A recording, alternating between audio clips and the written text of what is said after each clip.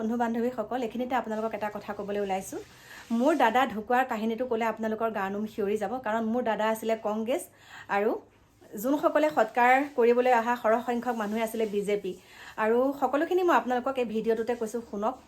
কিমান এটা ঘৃণনীয় কাম কৰিছে আৰু সেই যাৰ পৰিণতিত আজি 3 দিন মোৰ দাদাক তেনেকৈ ৰাখিব লগা হ'ল নমস্কাৰ বন্ধু বান্ধৱীসকল কি খবৰ আশা কৰোঁ সকলো ভালে কুশলে আছে আৰু আপোনালোকক এটা বিশেষ কথা ক'বলৈ আহিছোঁ আৰু প্লিজ ভিডিঅ'টো আপোনালোকে স্কিপ নকৰিব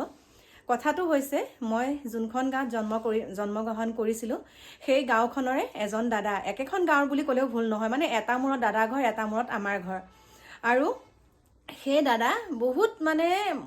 মানে কি বুলি ক'ম আমি প্ৰত্যেকটো কথা দাদা বৌৰ লগত আলোচনা কৰোঁ আৰু দাদাৰ বৌগৰাকী আছিলে নাৰ্ছ কৰে আৰু দাদায়ো চাকৰি কৰে আৰু দাদাৰ দুটা ল'ৰা আমাৰ হাততে ল'ৰাকেইটা ডাঙৰ হোৱা নিচিনা মানে আৰু দাদায়ো মানে আমাক বহুত মৰম চেনেহ কৰে আমি দাদা বুলি মাতোঁ আৰু প্ৰত্যেকটো কথা আমি দাদাৰ লগত আলোচনা কৰিহে ঘৰৰ কাম বনখিনি কৰোঁ এই মুহূৰ্তলৈকে আৰু মাজতে মোৰ কাকু দেহাৰ যিটো ডাঙৰ এটা এক্সিডেণ্ট বুলি কৈছোঁ সেই এক্সিডেণ্টটোত মোৰ সেই মানে বহুত মানে মনটো ভাগি আহে সেই দাদাৰ লগত পৰামৰ্শ লৈছিলোঁ আৰু সেই দাদাজনে বহুতখিনি আমাক সু পৰামৰ্শ দিয়াৰ পিছত মোৰ ল'ৰাটো মই ঘূৰাই পাইছোঁ মানে কাকু কথা কৈছোঁ তাৰ পাছতে এতিয়া কি হ'ল কালি হঠাতে খবৰ পালোঁ মোৰ বান্ধৱী কল্পনাই খবৰ দিলে যে এনেকৈ দাদাজন ঢুকালে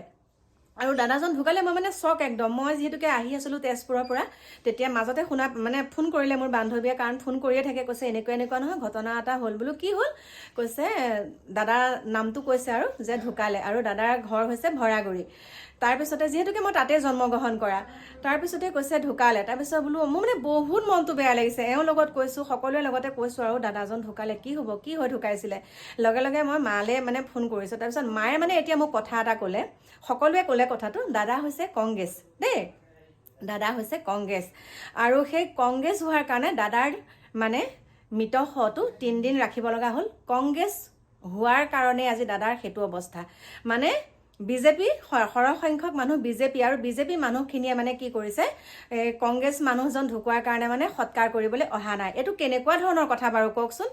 তেওঁ এজন গাঁৱৰ জ্ঞানী গুণী ব্যক্তি বুলি কৈছোঁ আৰু বহুত মানে ভাল পৰামৰ্শ দিওঁতা আছিলে তেওঁ বিজেপি মানুহ মানে বিজেপি কংগ্ৰেছৰ ভিতৰত এইটো কি মানে মানুহ মৰিলে এতিয়া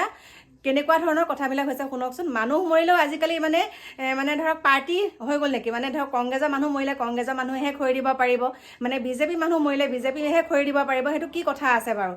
বহুত বেয়া লাগিছে কথাটো শুনি পেলাই আজিৰ যুগত মানুহে চন্দত ঘৰ বনাইছে আৰু আমাৰ চিন্তাধাৰাবিলাক কেনেকুৱা হৈ আছে কওকচোন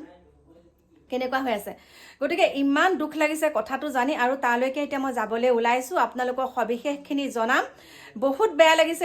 লাগিছে এনেকুৱা কেতিয়াও হ'ব নাপায় আৰু সেই গাঁওখনৰ লোকসকলক ধিক্কাৰ দিছোঁ এনেকুৱা এটা তেওঁলোকে ঘৃণনীয় কাম কৰিছে আৰু আজিহে দাদাক সৎকাৰ কৰিছে 3 দিন তেনেকৈ ৰাখিলে চাওকচোন কেনেকুৱা মানুহ বাৰু গতিকে এনেকুৱা দ্বিতীয়টো যাতে ঘটনা নহওক বহুত বেয়া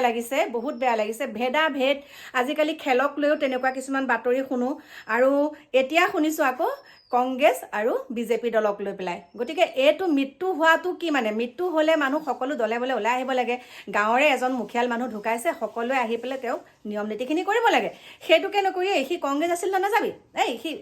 আমাৰ বিজেপি মানুহ তাত খাৰা নহবি সেইটো কি কথা গতিকে মই গৈ আছোঁ তাত সবিশেষখিনি আপোনালোকক জনাম